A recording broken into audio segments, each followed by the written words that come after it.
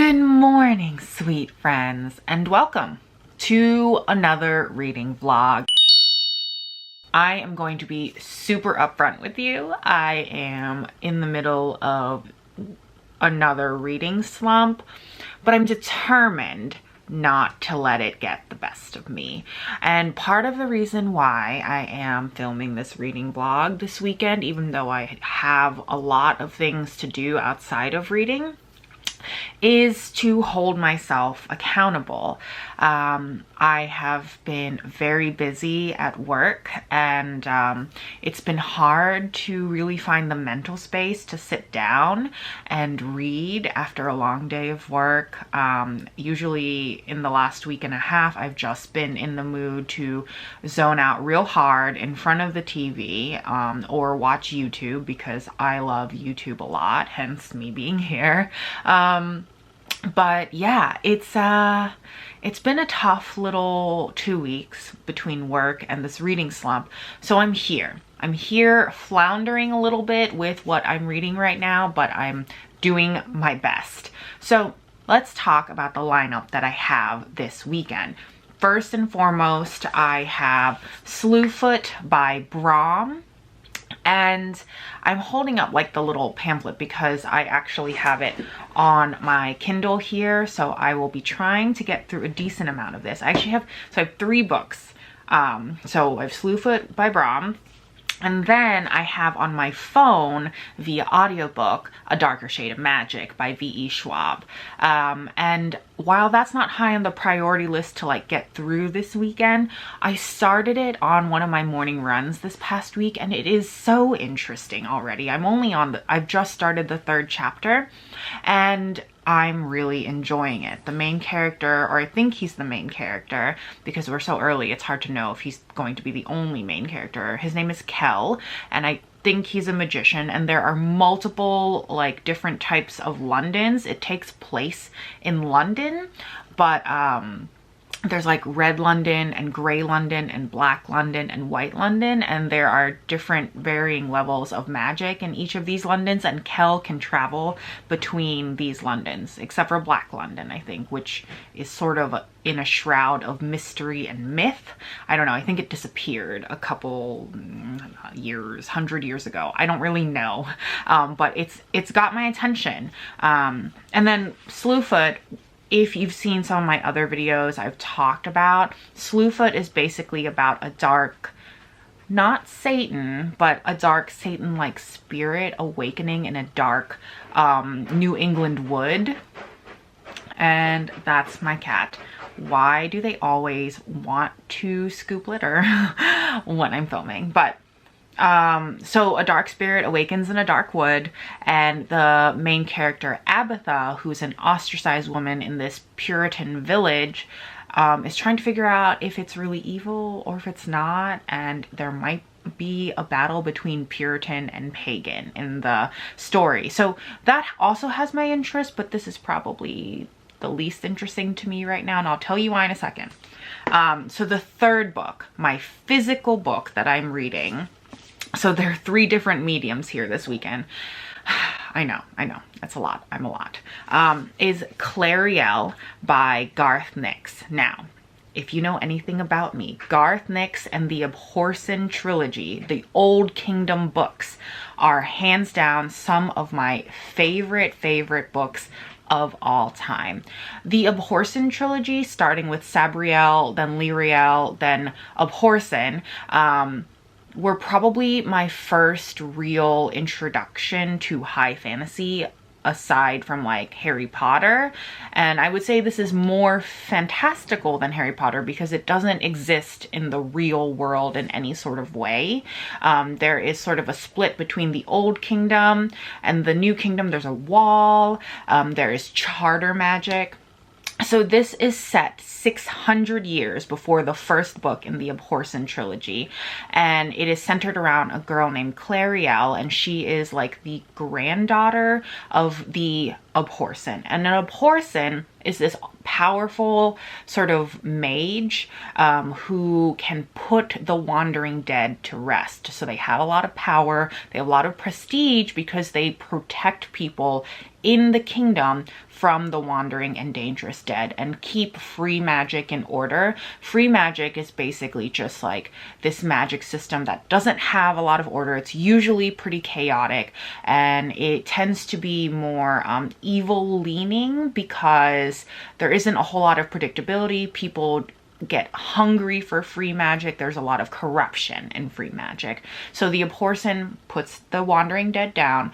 The main character in this book, Clarielle, is the granddaughter of the Abhorsen. If you've not read the original Abhorsen trilogy, it is phenomenal, and I reread it recently, at least the first book, and it still holds up to this day. The original first book of that trilogy was published in 1995. This is published in 2016. And I still get the same vibes. The moment I open this book, Garth Nix just takes me straight back to the Old Kingdom, and I'm very excited to be reading this. Okay, I have been talking at you for a hot minute, but I just want to talk about my reading slump right now. I think I'm burnt out on horror right now, and I just need to be in a different world, hence the heavy fantasy in this lineup. Now, Slewfoot is horror, supposedly. There are so far horror elements, like there's a lot of gore, and there are, you know, ideations of Satan here, but I don't think Satan is actually here, at least so far as I can tell. Yeah, I've just been trying not to push myself to read things that I don't want to, but I also conversely have a lot of books that I need to review before the end of September and leading into October, and they're all horror, and I don't want to read horror right now. So I'm trying to like pad up my current TBR for this weekend and for the upcoming weeks with fantasy, because that's where my heart is leaning. So I'm going to go get reading, and I'm sorry that I've talked to you for so long, but I just wanted to catch up, let you know that I'm in this reading slump, and maybe this weekend we can kind of defeat it. I would like to finish at least one book, but we'll see how that goes. I tend to be sort of a scattered mood reader, so yeah, wish me luck. Okay, so I am out in my backyard. I wanted to update you on where I am in Clarielle by Garth Nix. I'm on exactly page 50. I haven't read that much, but I did read a little bit during breakfast this morning, and I just wanted to pop in and say that one of the reasons that I love the Abhorsen trilogy and just like the Old Kingdom world and Garth Nix in general is that he tends to craft his female main characters very interestingly. There isn't a whole lot of romance in the books. There is a little bit, but in general that doesn't tend to be something that's important to Garth Nix or his characters. And they also tend to be people that are okay with themselves. One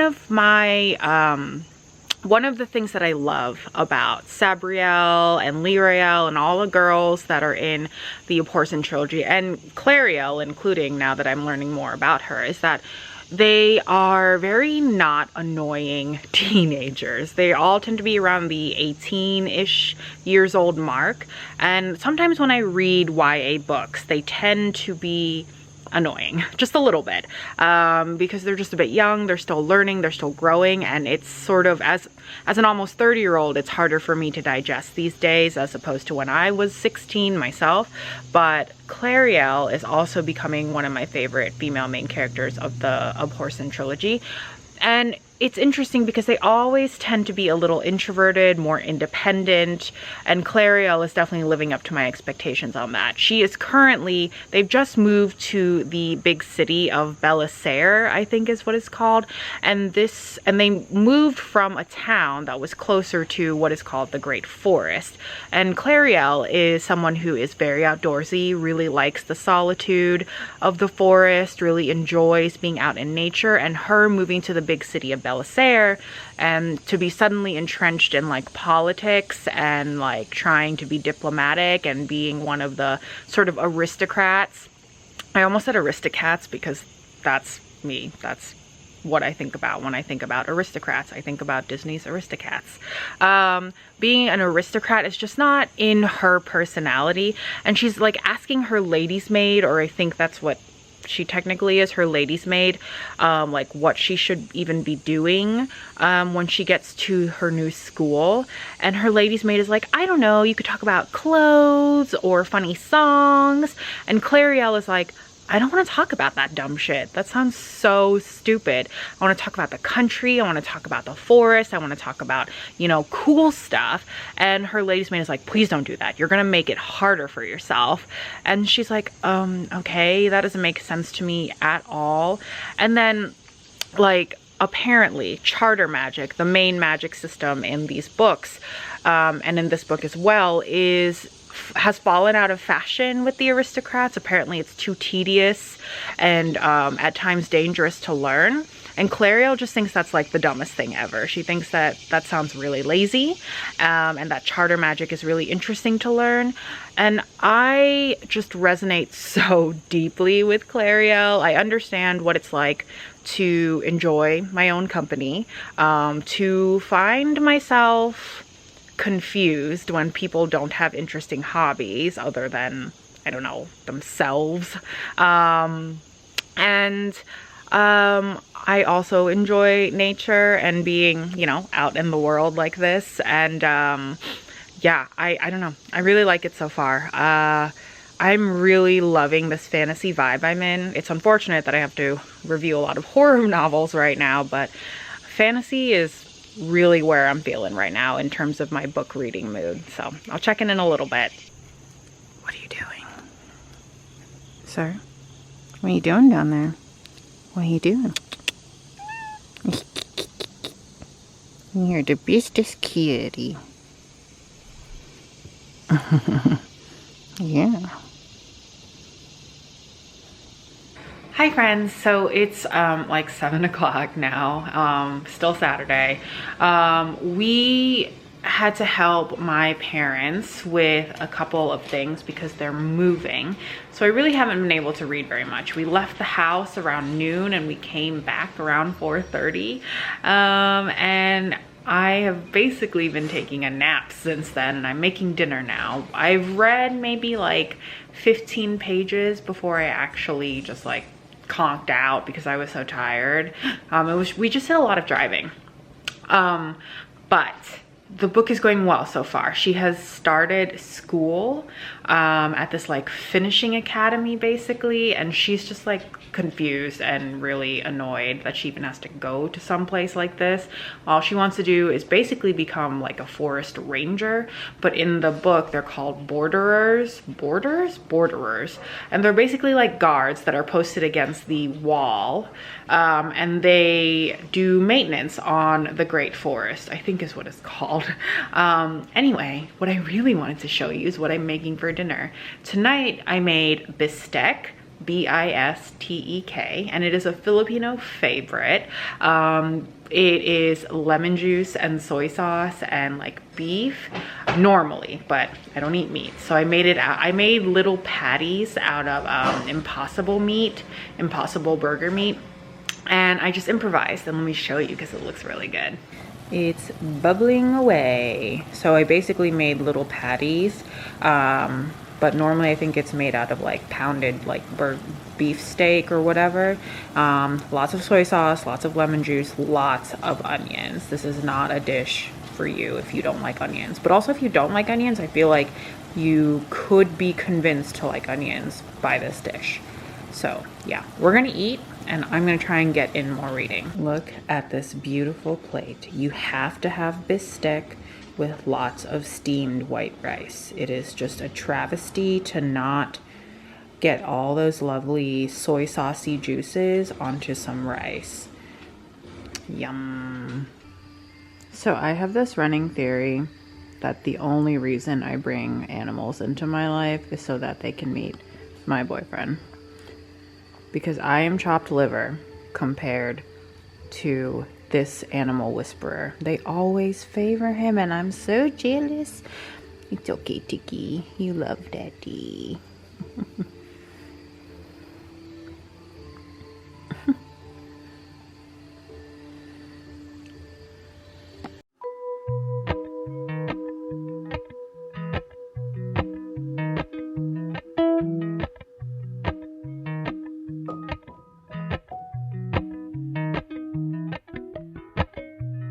Appalachian sunrise meets my skin.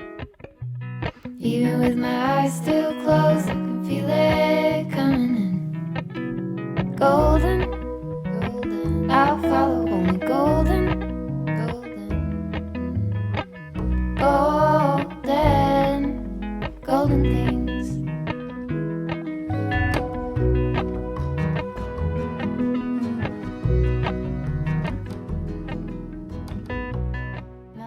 Good morning, friends. It is Sunday. Yesterday, like I mentioned, we had spent most of our afternoon driving around helping my parents move. So I didn't get a whole bunch of reading, but I did make it past the 100-page mark in Clarielle. And so far, so good. Nothing really has happened yet. Like, no amount of action has happened yet, but there's a plot afoot and there's enough happening now, enough information has been revealed that things are definitely going to ramp up. I feel like in the next 150 pages. I have today we went to the store specifically this morning because I didn't have any milk for my coffee, because I'm addicted to these homemade lattes I've been making. They're brown sugar, maple syrup, and a little bit of pumpkin spice with oat milk. They're so good, guys. Okay, I'm gonna put this down to talk to you about this. And don't mind me if I'm sniffling. My allergies have been on high alert. It's what happens every time fall rolls around. It's my favorite season, but for something blooms and I don't know, I'm a sneezy mess. But in Clarielle, she, like I mentioned yesterday, she started school. She's found it entirely frivolous. She kind of doesn't really like anybody that she's in school with. She thinks that the politics are really silly, all the lessons that she's taking is really silly. And they further drive home the point that charter magic is not meant for aristocrats. It's meant for servants because it's so tedious to learn and it takes a lot of energy, which she is so baffled by it. She doesn't want to learn charter magic. She just wants to be a recluse in the woods, but she still thinks that it's strange and lazy for people to think that charter magic isn't something that is worth knowing. So I finally read a passage. The nice thing about prequels is that they tend to really explain everything in the world that in the main books you just sort of pick up and assume and start to put together piece by piece, but in prequels they tend to give you all of the information right up front. And I've found a passage where it explicitly says, let's see, so free magic, which is governed by emotion and raw will.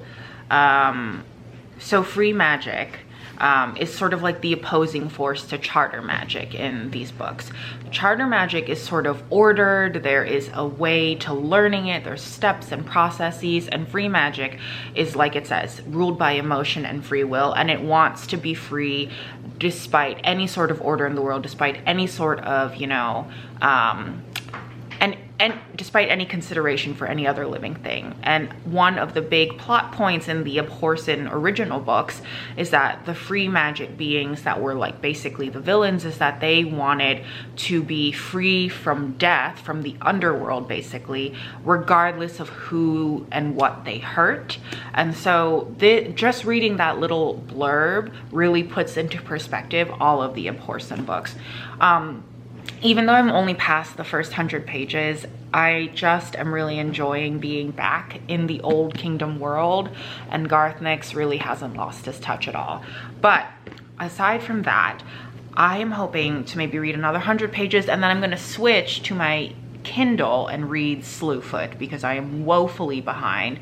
I'm really only a third of the way through. I don't think it's a very long book, but it's really hard to tell when it's in e-reader form. So that really messes with me. So I am going to drink my coffee, maybe have some breakfast, and we're gonna read. So I have basically been trash for most of the afternoon, and I just mostly was reading. So I made this weird amalgamation of foods for dinner because I'm too lazy to actually make an actual meal.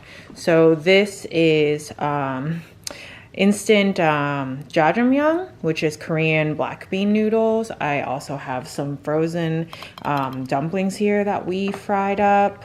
And then I have some inari that I made. And basically I just made rice, added some rice seasoning, otherwise known as furikake in Japanese, and stuffed them into these soybean curds that were fried and then soaked in like this like soy sauce sweet sauce. It's super delicious if you've never had it.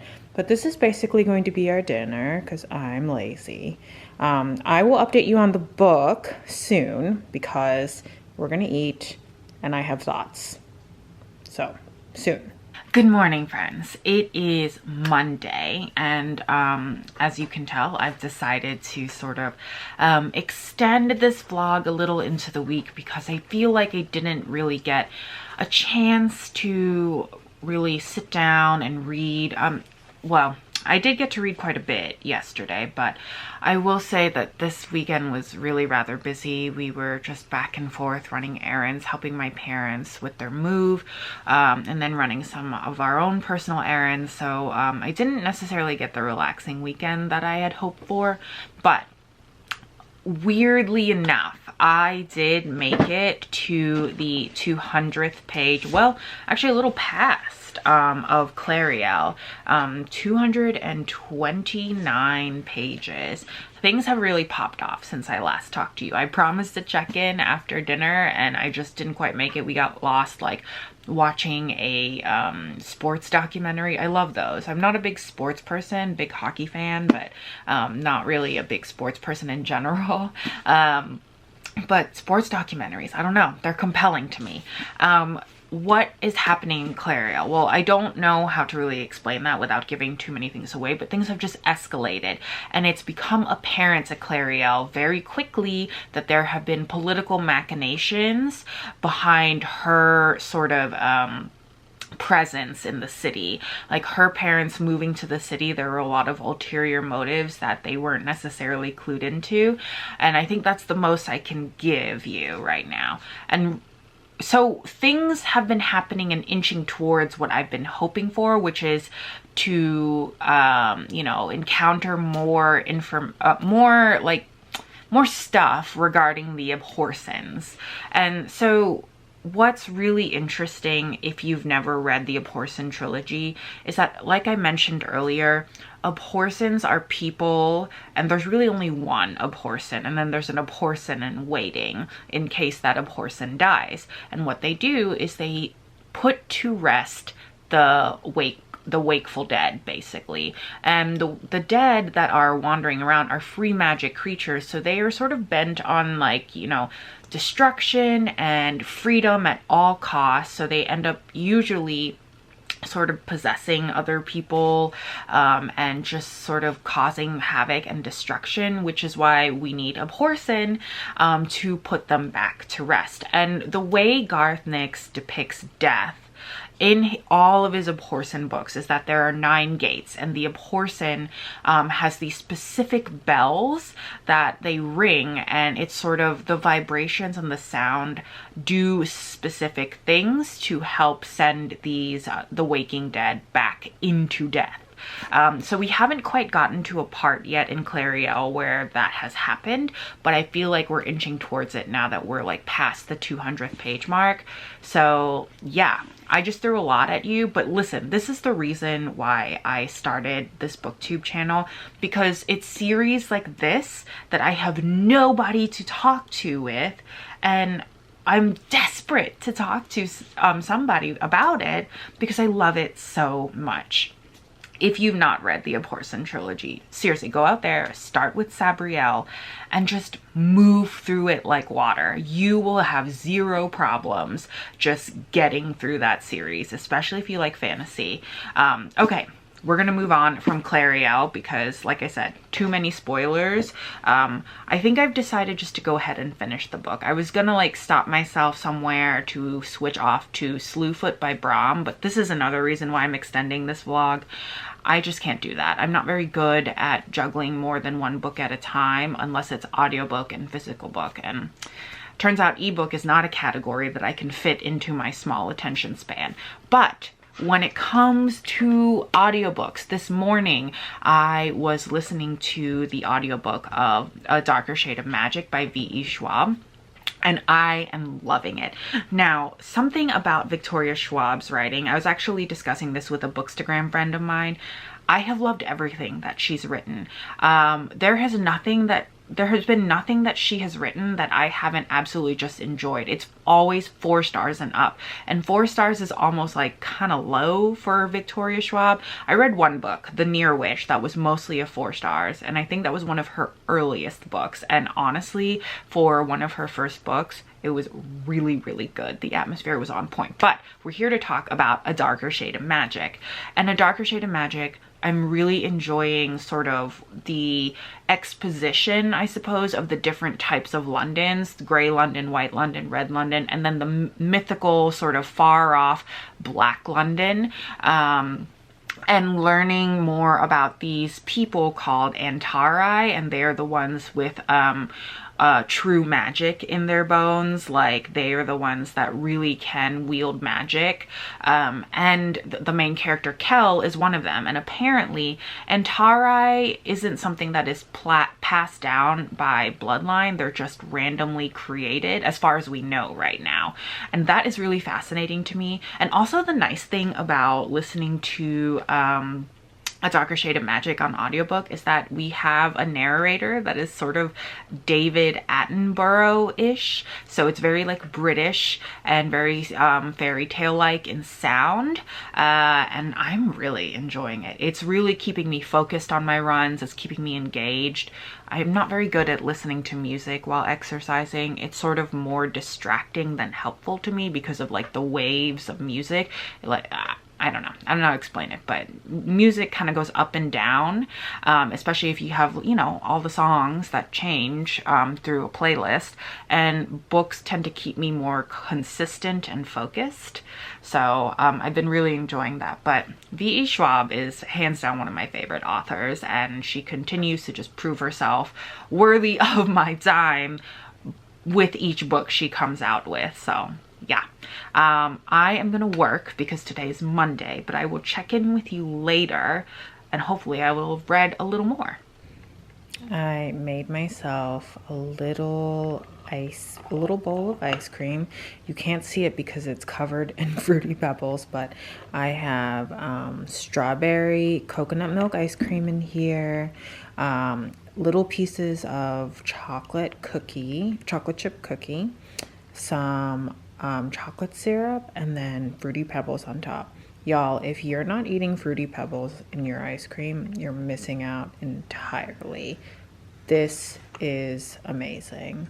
I'm gonna go read now. Also, I hit a point in the book where a character that is constant and consistent in the original trilogy is his name is Mogget. He's a cat, but he's actually a free magic creature bound in the shape of a cat, and he is my absolute favorite.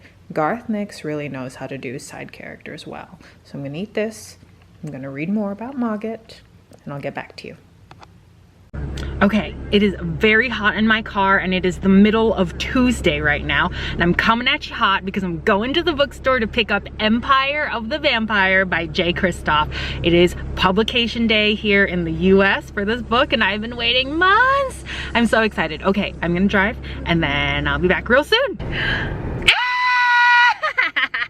I'm so excited. Oh my God, do you know how long I've been waiting for this book? And guess what? I can't even read it yet because I'm in the middle of 1.5 million books. But maybe? Okay, I'm gonna finish Clarielle first, and then I'm gonna have to double tag? I'm gonna have to double up on books. If I wanna read this now, I have to read the other ones that I need to review as well. I need to be organized. I'm so excited. I'm sorry I'm being obnoxious, but I've been waiting and waiting, and I love J. Kristoff. I'm so excited. Guys, it's here. Okay, I'm gonna go drive home now and be happy the whole way. Hi friends. So I rushed home after buying my copy of Empire of the Vampire. I'm literally sitting in front of my work laptop. I'm about to eat lunch. I'm still technically on my lunch break.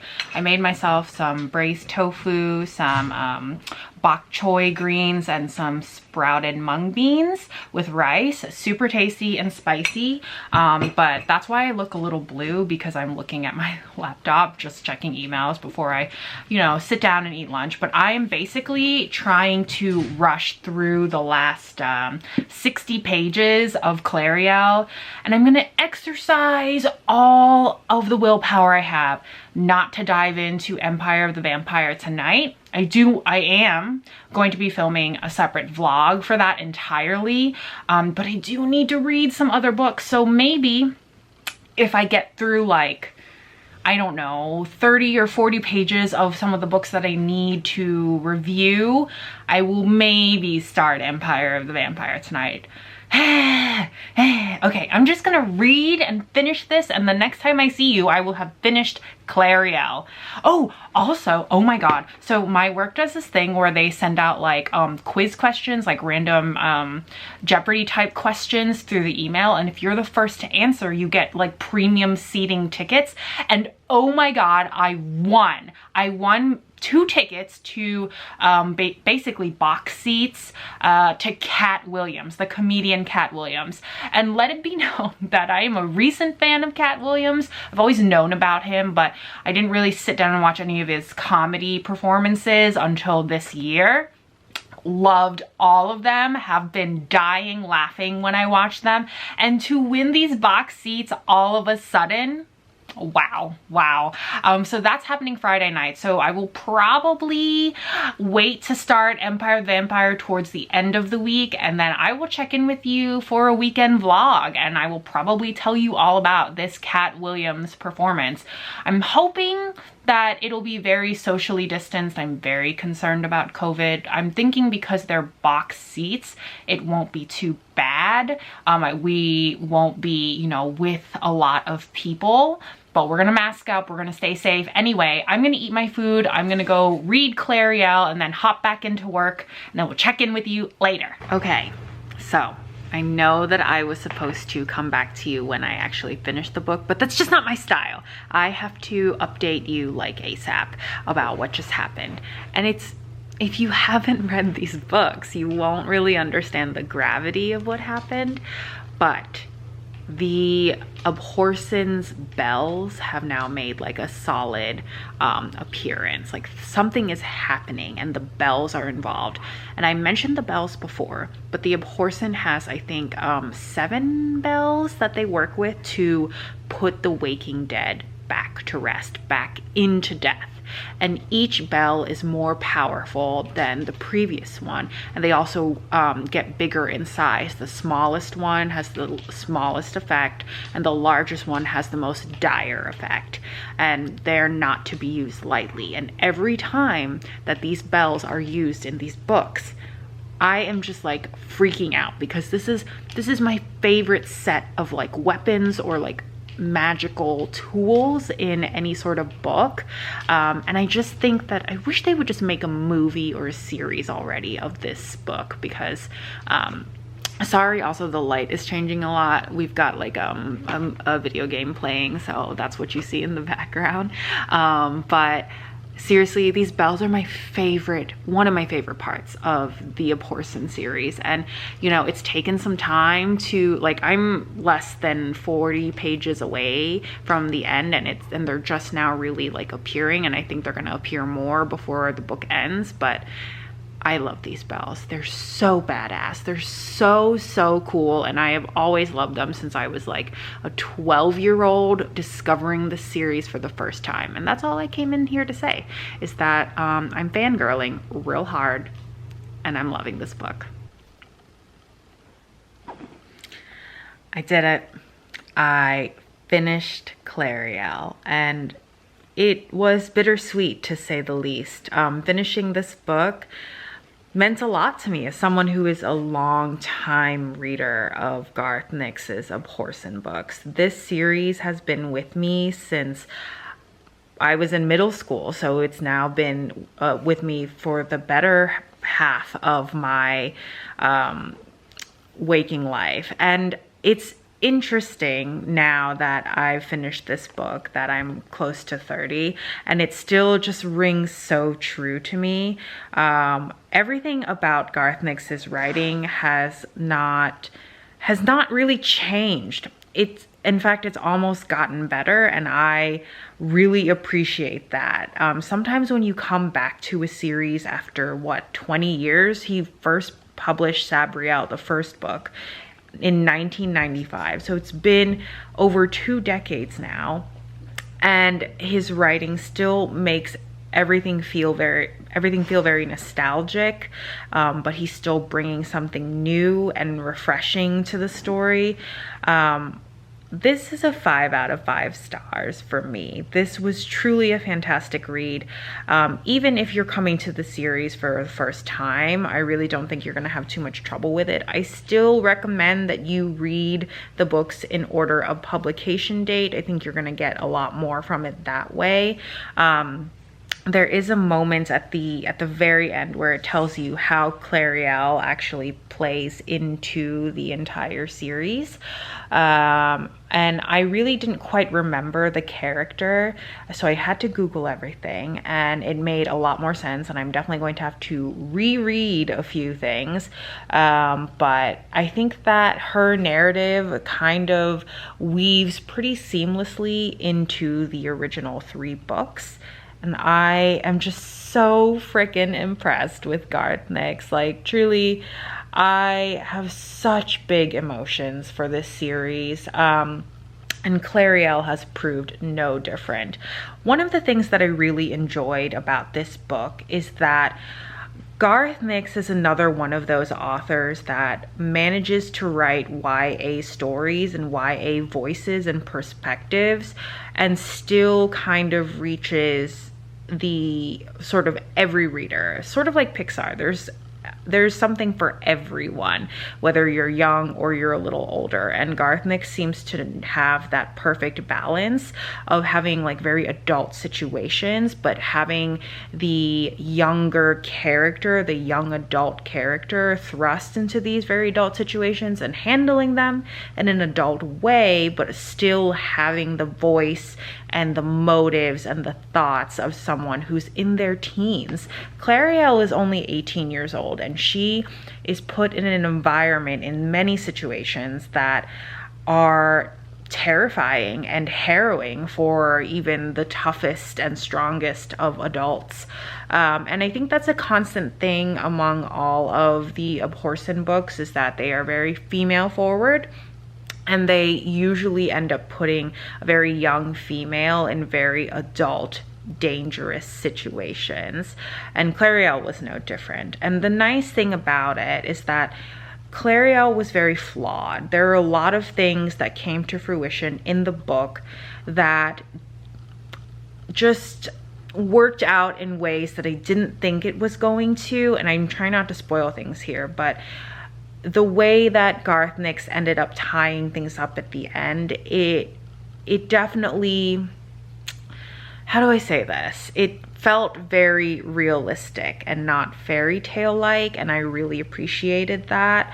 And the fact that her character in the original books, because this is a prequel, her character in the original books, what she turns out to be, is very interesting. And I think it just makes for such a more intricate and complicated and interesting storyline. And you know, what's crazy about this series is that there is a map at the beginning of every one of these books. And as you can see here, it's not a very big map. This isn't Middle Earth. This isn't, you know, Westeros and the Seven Kingdoms or whatever it is from Game of Thrones. You can tell I have not read those books. this is all you have to work with. This is the world that we stay in. But Garth Nix fully fleshes it out, and you never feel like you're confined to a small world. You really do feel like there's so much happening. There's so many political intricacies, and there is a social structure and culture to this world, and you never feel confined by its walls. And I am just so impressed that he manages to really blow out this world to the point that he has. And I am here for it. I cannot wait to read more. I just looked up on Goodreads what other Abhorsen and Old Kingdom books he has, and there are way more than I thought there were. So you will definitely be getting more vlogs on Old Kingdom stuff. If you have not read this series, please do. Please start with Sabrielle. Do read things in the publication order. Like I mentioned, you will get so much more out of it if you read it in publication order and you treat this as a true prequel. The surprises and the way they sort of all interweave will be so much more satisfying on that front. But yeah, gosh, I am just overflowing with emotions and nostalgia, and I loved it. I absolutely loved it. Anyway, I have rambled on to you for quite some time now about this book. I hope you enjoyed this vlog. I really enjoyed sharing this bit of reading with you. Hit that like button. It always helps my channel. Hit that subscribe button. Hit that notification bell so you always know when I've got good things coming to you. Bye, y'all.